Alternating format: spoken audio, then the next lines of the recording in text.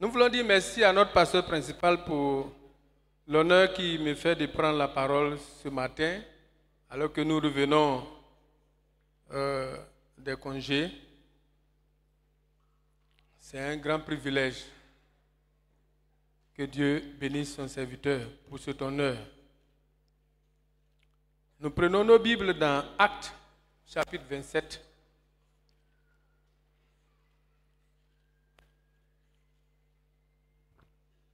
Nous allons lire, le texte est un peu long, mais nous allons lire quelques portions.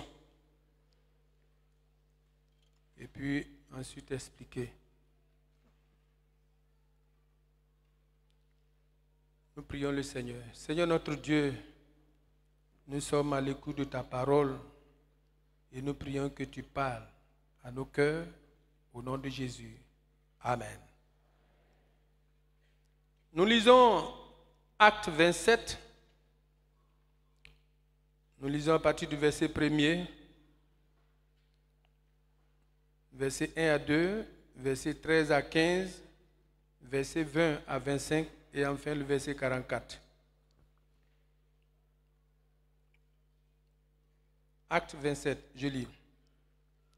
Lorsqu'il fut décidé que nous nous embarquâmes pour l'Italie, on remit Paul et quelques autres prisonniers à un centenier de la cohorte Auguste, nommé Julius. Nous montâmes sur un navire d'Adramite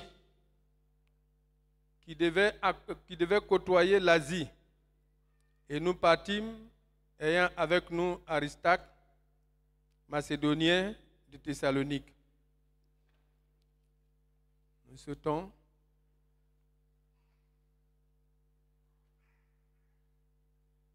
Nous lisons à partir du verset 13. Un léger vent du sud vint à souffler et, se croyant maîtres de leur dessein, ils levaient l'ancre et côtoyaient de près l'île de Crète. Mais bientôt, un vent impétueux, qu'on appelle Eurachylon, se déchaîna sur l'île. Le navire fut entraîné sans pouvoir lutter contre le vent, et nous nous laissâmes aller à la dérive. Nous passâmes au-dessous d'une petite île nommée Claudia, et nous eûmes de la peine à nous rendre maîtres de la chaloupe.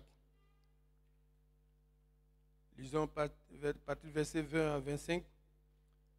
Le soleil et les étoiles ne parurent pas pendant plusieurs jours, et la tempête était si forte que nous perdîmes enfin toute espérance de nous sauver. Verset 44. Enfin. Et ainsi, nous parvînmes à terre sains et saufs. Amen. Tous parvinrent plutôt à terre sains et saufs. Amen. Alors, le thème que je voudrais proposer ce matin est celui-ci. À travers ce texte, c'est l'espoir au cœur de la tempête. L'espoir au cœur de la tempête. Ou l'espoir en pleine tempête. Bien-aimés, cette histoire est une histoire très intéressante. Une histoire qui nous enseigne beaucoup de choses. Il s'agit de l'histoire de l'apôtre Paul, avec tous les autres prisonniers sur la mer, face à cette grande tempête. Et à la lumière de cette histoire, nous pouvons dire qu'il y a des moments où la vie nous secoue. Les tempêtes viennent sans prévenir. pouvons connaître la paix d'un être cher, des biens précieux, une maladie, un échec, une grande humiliation, une trahison, en somme, des épreuves de toutes sortes, au point où quelquefois on peut se demander, mais où est Dieu? Y a-t-il encore de l'espoir? Mais c'est justement dans le fond des ténèbres que l'espoir devient une lumière. La force de continuer ou la possibilité d'un renouveau. En clair, cette espérance n'est autre qu'une attente confiante, enracinée dans la fidélité de notre Dieu et dans ses promesses. D'où le thème de ce matin, l'espoir au cœur de la tempête ou l'espoir en pleine tempête. Nous voudrons, au travers de cette pensée, encourager tous ceux qui, devant une dure épreuve, manquent de l'espoir, leur donner de l'espoir. Oui, certainement que tu es devant une situation, tu es dans une situation difficile où tu pleures, où tu t'inquiètes, où tu gémis, tu souffres. Tu as prié, tu as fait tout ce qu'il fallait. Tu n'as pas de suite. Et tu te poses la question, où est Dieu? Dieu existe-t-il? Y a-t-il encore de l'espoir? Pouvons encore compter sur Dieu? Oui, bien-aimés frères et sœurs, il y a de l'espoir. Alléluia. Il ne faut pas perdre espoir. Dans cette situation, l'apôtre Paul n'a pas perdu espoir. Nous développerons notre thème à partir de 3 axes principaux. Premièrement, l'espoir ne dépend pas des circonstances de la vie. Ensuite, l'espérance transforme notre manière de vivre. Et enfin, ton espérance sauve les autres. Ton espérance peut sauver les autres. Mais avant, je voudrais juste résumer un peu le contexte de ce texte que nous venons de lire. Paul est fait prisonnier et il devait comparaître devant César à Rome. Mais il fallait parcourir, passer par la mer. Ils ont emprunté un navire avec tout l'équipage. Et ils étaient au nombre de 276 personnes dans le bateau. Et ils ont démarré, mais ça n'a pas du tout été facile. Le bateau, chemin faisant, avait des difficultés. Paul a senti la chose venir et il leur a dit, là où on s'en va là, vraiment, la navigation ne serait pas facile. Les gens ne l'ont pas écouté et ils ont continué. Et subitement, voilà qu'un vent impétueux survient. Ce vent qu'on appelle Eurachylon. C'est un vent très dangereux, un vent mortel, dévastateur, symbole des tempêtes de la vie.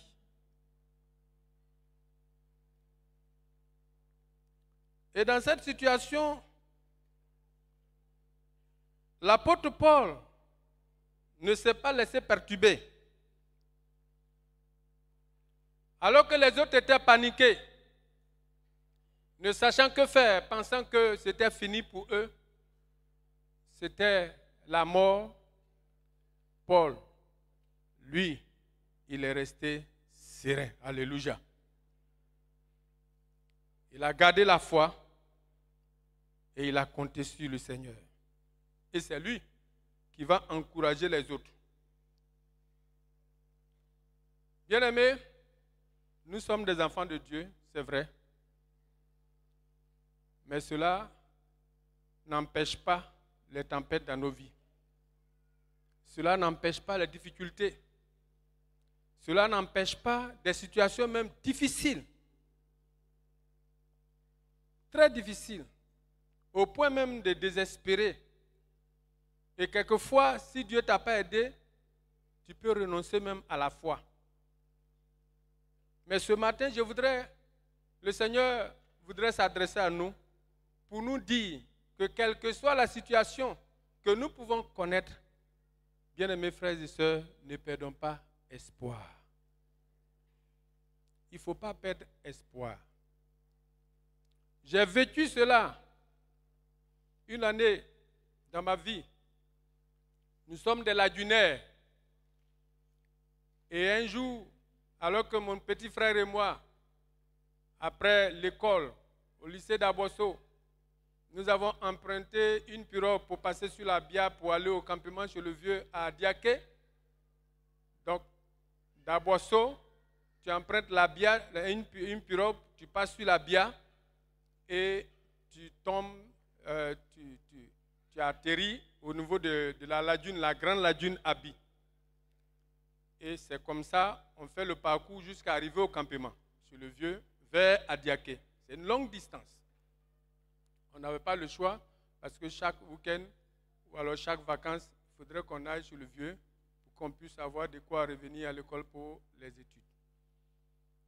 Alors, pendant que nous partions, arrivés à l'embouchure entre la Bia et la lagune, voilà un vent impétueux qui souffle sur la lagune et qui nous repousse même vers la Bia. Puis, voilà un animal féroce, genre hippopotame, qui apparaît et qui passe sous la pirogue et qui nous soulève. Ce jour-là, c'était notre mort. C'est-à-dire qu'on ne devait même pas vivre. Parce que le vent était fort. C'est vrai qu'on sait nager, mais devant la force du vent, on ne peut pas tenir. Et les vagues étaient houleuses et grosses. Et j'ai crié au Seigneur ce jour-là. Heureusement que j'avais déjà accepté le Seigneur. Je connaissais déjà le Seigneur. Je savais de quoi le Seigneur est capable. Mon petit frère, lui, il était déjà mort fini. Je lui ai dit, descends rapidement le voile, parce que c'est une pirogue à voile où le vent souffle dedans et ça vous pousse. Et celui qui est derrière, lui, il ne fait que guider. Et puis, on s'en va. Et il a vite descendu le voile. Et le Seigneur a fait en sorte que la pirogue revienne à la rive. Et c'est là qu'on a été sauvés. Et quand j'ai lu ce texte, je me suis vu dans une telle situation. Et à la lumière de cela, ce sont des réalités que plusieurs vivent. Physiquement, c'est une tempête. Mais cela peut symboliser d'autres difficultés qui semblent être comme une tempête. Les maladies aujourd'hui qui frappent plusieurs familles, plusieurs enfants de Dieu, sont des tempêtes. Imaginez-vous, quelqu'un qui est malade depuis des années, on prie, ça ne va pas. À un moment donné, tu peux perdre courage, tu peux désespérer. Et tu peux te poser 1001 questions. Mais ce matin, laisse-moi te dire que notre Dieu a le pouvoir sur la maladie. Alléluia. Il a le pouvoir sur la mer, comme il a fait avec Paul et tous ceux qui étaient dans le bateau. Il a le pouvoir sur la situation que tu vis pour te délivrer. Alors, je voudrais nous dire que l'espoir ne dépend pas des circonstances de la vie. Dans un tel contexte, où le vent était vraiment houleux, impétueux, sévère, Paul est resté serein. Les marins étant paniqués, ne savaient quoi faire. Ils ont perdu le contrôle des choses. Mais Paul, lui, il est resté calme. Pourquoi? Parce qu'il s'appuie sur Dieu et sur les promesses du Seigneur. Alors que les gens regardent souvent à la tempête, mais Paul, lui, regardait au Seigneur Jésus. Alléluia. Et c'est lui qui a dit, Christ en vous, l'espérance de la gloire. Parce qu'il avait Jésus en lui. Il avait Jésus dans son cœur. Et il faisait confiance au Seigneur, alors il n'a pas désespéré. Ce matin, je voudrais te dire que le Seigneur t'encourage à ne pas désespérer. Même quand tout va mal, quand tout est sombre autour de toi, ne perds pas courage. Regarde au Seigneur. Ne regarde pas aux problèmes que tu vis, à la situation que tu vis, mais regarde au Seigneur. Parce que le Seigneur ne déçoit jamais tous ceux qui tournent les regards vers lui. Alléluia. Amen. Nous ne marchons pas par la vue, mais nous marchons par la foi. Bien-aimés, il y a de l'espoir. Oui, l'espoir en Christ. Quand Dieu est la source de ton espérance, tu n'as pas à craindre. Tu n'as pas à désespérer. Tu n'as pas à craindre les épreuves. Tu n'as pas à avoir peur. Tu n'as pas à paniquer. Parce que Dieu est la source de ton espoir. Jésus est la source de ton espérance. C'est Jésus. Rien d'autre. Donc, reste tranquille. Reste tranquille. Moïse a dit au peuple d'Israël en son temps, il dit, restez calme. Regardez. Regardez ce que le Seigneur va faire pour vous. Il combattra pour vous. Alléluia. C'est tellement que tu es troublé dans la situation que tu vis. Mais reste calme. Parce que si tu es paniqué, tu ne pourras pas voir la gloire de Dieu. L'espérance transforme notre manière de vivre. L'espérance a un impact sur notre vie. Elle transforme même notre mentalité, notre attitude et même notre conduite. Dans cette situation, voyez l'attitude de Paul. Paul a eu une attitude confiante au Seigneur. C'est ce qui lui a permis même d'entendre la voix de Dieu. Un ange est apparu et lui a dit, ne crains pas. Bien souvent, quand nous traversons des temps troubles, quelquefois on est paniqué, on est troublé, on va ça et là, on court ça et là, on cherche des solutions ça et là. Et ça nous empêche même d'entendre la voix de Dieu, ça nous empêche même de voir ce que Dieu peut faire pour nous. Ça nous entraîne loin de Dieu et nous empêche de saisir la main de Dieu pour notre délivrance. Ce matin, que le Seigneur nous amène à comprendre que même si nous traversons des temps troubles, nous devrons rester calmes. Parce que notre Dieu, il est tout puissant. Jésus est Seigneur. Il est Seigneur dans ta situation. Regardez un peu Daniel, les compagnons de Daniel, dans Daniel 3. 3 jeunes gens qui ont refusé d'adorer les dieux de ce méchant roi. Et qu'on attache, qu'on chauffe le four 7 fois et on les jette dans le four surchauffé 7 fois. Regardez ce que Dieu va faire pour eux. Ces jeunes gens avaient une confiance totale en leur Dieu, en notre Dieu. Au point que, dans cette fournaise ardente, non seulement les liens ont été rompus, mais il y avait une 4e personne qui était avec eux dans cette fournaise. Alléluia. Oui, dans la situation que tu vis, vois Dieu avec toi. Vois le Seigneur Jésus avec toi. Vois le Saint-Esprit avec toi. Si tu regardes la situation, tu vas sombrer. Mais si tu regardes à Jésus, tu vas sortir vainqueur. Alléluia. Pour dire que même si tu es dans le fond de cette tempête, Dieu est avec toi là-bas. David a dit, même quand je marche dans la vallée de l'homme de la mort, je ne crains aucun mal, car ta houlette et ton bâton me rassurent. Bien-aimé, et c'est ça qui transforme notre manière de vivre. Oui, l'espoir donne la force, le courage, un sens à nos combats. L'espoir fait vivre, bien-aimé. L'espoir fait vivre. Un philosophe romain du nom de Cicéron pouvait dire, et je cite, il dit, tant qu'il y a de la vie, il y a de l'espoir.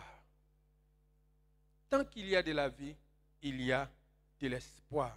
Dum spiro spero. Hébreux 6, verset 19. Il est dit ceci, et je cite, cette espérance, nous la possédons comme une ancre de l'âme, sûre et solide. Nous devons posséder cette espérance en Christ comme une ancre sur notre âme, sûre et solide. Et c'est ça qui nous permet de tenir ferme dans les épreuves et dans les combats. Bien des personnes meurent vite dans certaines situations douloureuses, dans certaines afflictions, dans certaines épreuves, à cause du désespoir. À cause du désespoir. Oui, le désespoir est nocif. Il est dit souvent que les personnes atteintes du sida meurent pas à cause de la maladie, mais psychologiquement. C'est-à-dire que moralement, elles sont atteintes. Elles sont déjà mortes. Et ça agit sur le physique et ça les accompagne en même temps. Ils meurent si vite. C'est ce qui est dangereux. Perdre confiance en Dieu? Non. Tu peux tomber dans ce qu'on appelle la nuit de l'âme. C'est-à-dire, dans des ténèbres pas possibles. Dans des ténèbres pas possibles. Et tu dépresses. Tu dépresses. Ça peut même t'entraîner à la folie. Ça peut même entraîner au suicide. Parce que tu t'es dit que tu n'as plus de solution. Il y a le témoignage d'un frère, ça m'a marqué. Un de nos beaux, qui travaillait, qui était bien, qui était dans une bonne posture. Et tout d'un coup, il a perdu son emploi. Et quand il a perdu son emploi, il a déposé des dossiers un peu partout, pas de suite favorable. Et la situation a commencé à dégrader, il n'y tenait plus. Un des 4 matins, il est sorti de la maison et on ne le voyait plus. On le cherche et après, on s'en va le retrouver dans une maison inachevée pendue. Il est mort. Il allait se suicider. Bon, On ne sait pas si c'est lui-même qui s'est suicidé ou bien si c'est quelqu'un qui l'a tué, mais en tout cas, selon le témoignage, c'est lui-même qui s'est suicidé. Et ça m'a marqué. Ce matin, je prie que de telles pensées ne t'animent pas. Au nom de Jésus. Que tu ne dépresses pas dans la situation, mais que tu puisses compter sur la grâce de Dieu. Oui. L'espérance, c'est la lumière au milieu du tragique. Au milieu même de la mort, comme David l'a dit. L'espérance te fait sortir. Aristote, philosophe grec, ajoutait, il dit l'espérance est le rêve de l'homme éveillé. Autrement dit, espérer, c'est refuser de dormir dans le désespoir. C'est garder vivante la conscience d'un avenir possible et meilleur. Refuser de dormir dans le désespoir.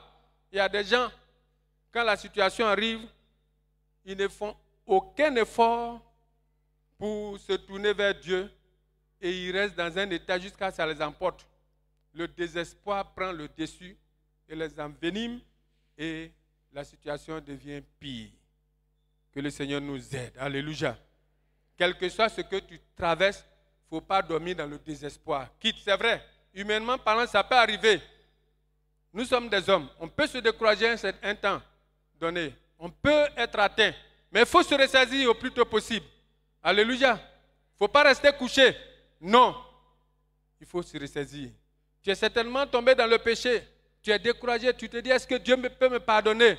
Il faut se ressaisir. Il ne faut pas rester dans cet état. Viens même voir les hommes de Dieu pour te faire aider. Au lieu de rester dans cet état, et l'ennemi va t'avoir. Ressaisis-toi. Oui. Il y a un autre philosophe qui renchérit pour dire espérer, c'est anticiper le possible. Anticiper le possible. Faire exister dès aujourd'hui ce qui n'est pas encore. Faire exister dès aujourd'hui ce qui n'est pas encore. Oui, l'espérance, ce n'est pas faire semblant que tout va bien. Ce n'est pas nier non plus le bonheur, la douleur plutôt de l'épreuve. Mais c'est avoir la foi qu'au-delà de ce que je vis maintenant, quelque chose de meilleur est possible avec Dieu. Oui, bien aimé, il faudrait nourrir sa pensée de cela. Que quelque chose de meilleur est possible avec Dieu. Il faut comprendre que même l'eau sale n'empêche pas la plante de germer. L'eau sale ne peut pas empêcher la plante de germer. Verse l'eau sale sur le grain de maïs que tu as sémé, sur le riz, sur je ne sais quoi encore, mais ça va germer, ça va pousser.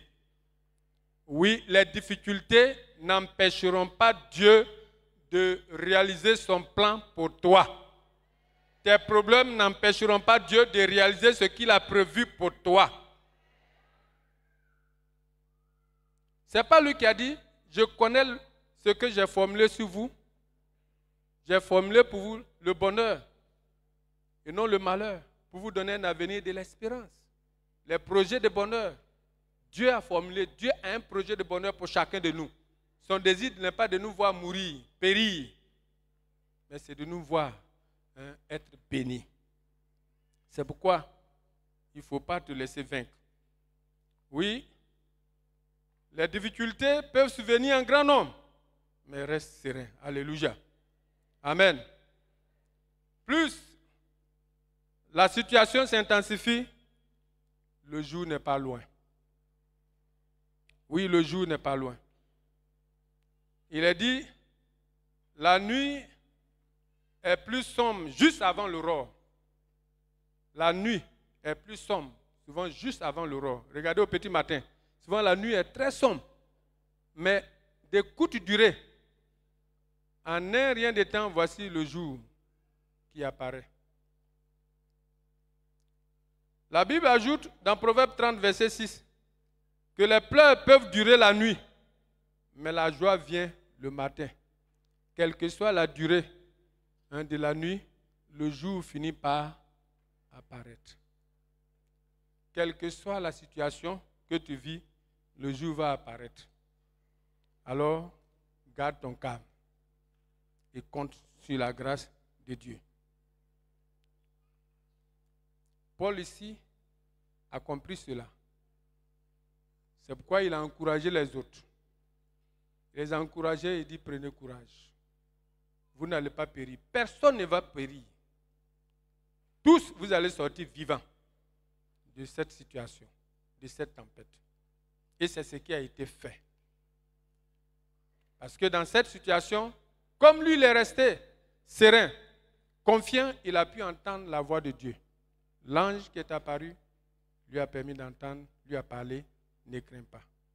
Alors, toi aussi, tu peux entendre la voix de Dieu dans cette situation et adopter la conduite que Dieu t'indique pour sortir vainqueur de cette situation. Amen. Enfin, l'espérance sauve les autres. Dans Actes 27, verset 44, il est dit, tous parvinrent sains et saufs à terre. Parce qu'un seul homme a cru, un seul homme a eu confiance en Dieu, un seul homme a espéré en Jésus, 276 vies ont été sauvées. Ton espérance peut sauver aussi les autres. Parce que c'est un témoignage. Quand tu as expérimenté le miracle de Dieu, la délivrance de Dieu, c'est un témoignage qui édifie les autres, qui encourage les autres, qui fortifie les autres et certaines personnes qui se trouvent dans quelques afflictions. Bien-aimés, sur ce bateau, c'est Paul qui les a galvanisés. C'est Paul qui les a encouragés. Parce que lui, il était déjà vraiment préparé, assis dans la foi, dans la confiance au Seigneur. Et il a pu vraiment les amener à tenir le coup jusqu'à la fin. Oui, ton espérance peut te sauver. Peut sauver aussi ta famille, sauver l'église et même ton entourage. Même ton entourage. Chers frères et sœurs, nous sommes à un culte de famille. Et je voudrais t'encourager à faire en sorte que s'il y a une situation que la famille vit, à ne pas vous paniquer. Il faut espérer au Seigneur. Le Seigneur vous aidera à sortir vainqueur de cette situation. Ne sous-estimons jamais le pouvoir d'un cœur qui croit. Oui, un cœur qui croit, quand tout le monde a perdu espoir. Soyons ce Paul pour communiquer l'espoir aux autres qui croupissent sous le poids du désespoir, de l'amertume, de l'affliction, prêts même à se donner la mort et à abandonner la course. Soyons la voix qui dit, prenez courage, comme Paul l'a dit, car Dieu n'a pas encore dit son dernier mot. Pour terminer, je voudrais bien aimer lire ce texte dans Romains chapitre 15, verset 13. Que le Dieu de l'espérance vous remplisse de toute joie et de toute paix dans la foi pour que vous abondiez en espérance par la puissance du Saint-Esprit. Amen. Que Dieu vous bénisse.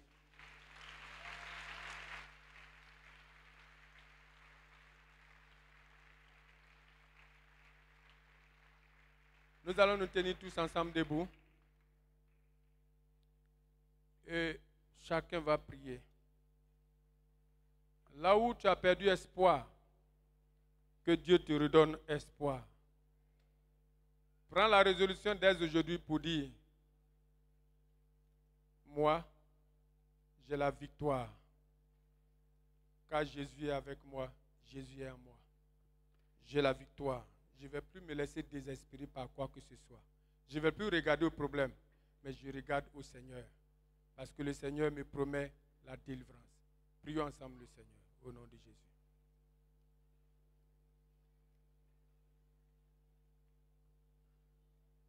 Seigneur notre Dieu et notre bon Père, je voudrais bénir ton nom et te rendre gloire de ce que tu es notre Dieu. Tu es le maître, Seigneur, de la tempête, le maître du vent. Seigneur, tu es le maître du feu. Tu es le maître de toute situation.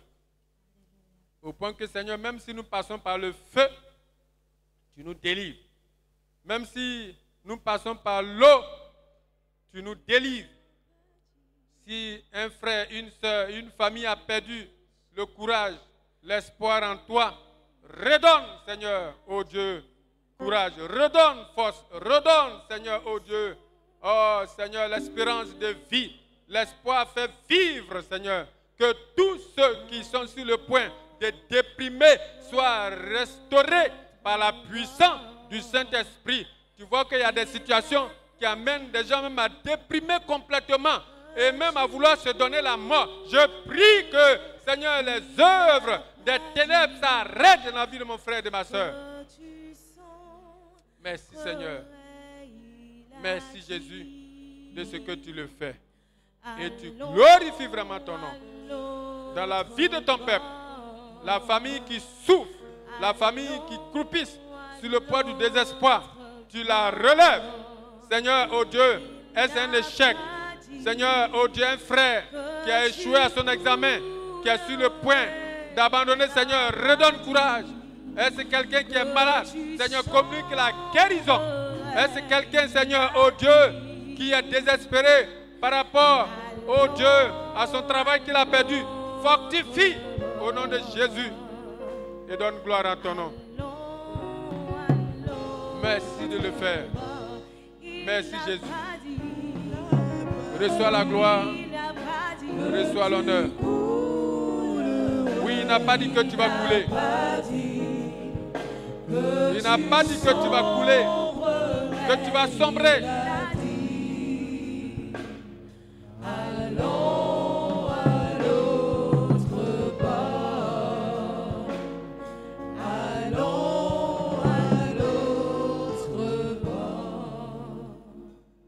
Oui, notre maman va prier pour nous. Maman nous fait, il faut prier pour nous. Alléluia.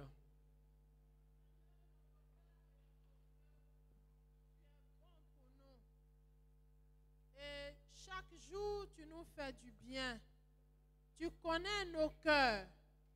Tu connais tout ce que chacun de nous vit.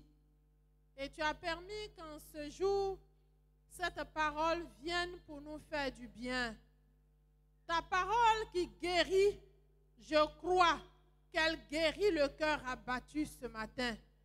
Je crois qu'elle relève le cœur affligé ce matin. Je crois qu'elle sèche les larmes de celui ou celle qui pleure ce matin. Je crois qu'elle restaure cette famille en peine ce matin. Je crois qu'elle apporte la vie là où il y a les ossements desséchés, à quelque niveau que ce soit au niveau spirituel, que ce soit au niveau social, que ce soit au niveau familial. Je crois qu'elle apporte la vie et cette vie en abondance. Merci, Papa, de ce que toi en nous, réellement, c'est l'espérance de la gloire. Parce qu'à tout moment, tu es là par ton esprit pour nous souffler tes doux murmures, pour nous faire du bien. Oui, notre Dieu, même notre nation, nous bénissons ton nom parce que tu es là. Tu es au contrôle de toutes choses. C'est pourquoi notre espoir et notre espérance est en toi. Et tu ne nous déçois jamais. Sois remercié, Papa. Tu bénis chacun de nous. Tu te souviens de ceux qui ne sont pas venus à ce culte ce matin parce que cloués par une situation quelconque, que ce soit la maladie ou je ne sais quoi, toi le Dieu Saint, tu sais toutes choses. Je te prie de toucher la personne là où elle est et de lui apporter le réconfort nécessaire au nom puissant de Jésus-Christ de Nazareth. Merci notre Dieu. À toi la gloire. Tu bénis ton serviteur. Tu continues de le restaurer. Lui aussi est passé par des moments où il pouvait désespérer. Mais Seigneur, tu l'as touché. Tu lui as donné, Seigneur, la force, l'espérance en toi et la force d'être là ce matin pour nous apporter ce beau message. Continue de le guérir. Continue de le fortifier. Continue de le revigorer et de renouveler en lui l'onction de ton esprit afin qu'il soit toutes les fois à la hauteur lorsque tu l'appelles à la tâche. Que ton nom soit béni au nom de Jésus. Amen. Amen. Merci beaucoup.